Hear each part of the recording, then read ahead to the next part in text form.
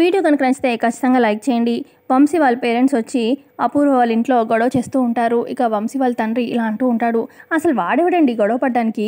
అసలు ఈ పెళ్ళి జరగాలంటే అదిగో వాడు కానీ ఖచ్చితంగా మా ఇంటికి వచ్చి మా అబ్బాయిని క్షమాపణ అడిగితేనే ఈ పెళ్ళి జరిగేది అని చెప్పి అనగానే ఇటు ఇందు అసలు వాడెందుకు వస్తాడు, వాడెందుకు క్షమాపణ అడుగుతాడు అని చెప్పి ఇందు అంటూ ఉంటుంది గగన్ గురించి. ఇక అప్పుడు అపూర్వ అంటుంది, ఉన్నాడుగా మీ నాన్న వాడి నాన్న, ఆయనే వెళ్ళి ఒప్పించాలా గగన్ని అని అంటూ ఉంది అపూర్వ.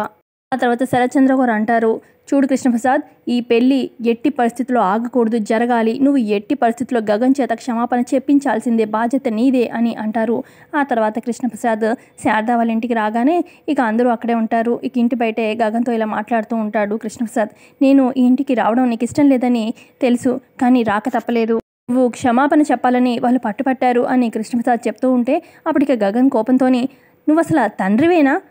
అసలు చేతనైతే ఆ పెళ్ళి ఆపి వేరే సంబంధం చూడు, ఇందుకి పరిస్థితి కొంచెం అర్థం చేసుకోరా అని చెప్పి కృష్ణప్రసాద్ అంటూ ఉంటే అప్పుడు గగన్, నేను సారీ చెప్పడం అంటూ జరగనే జరగదు అని గగన్ తేల్చి చెప్పేస్తాడు.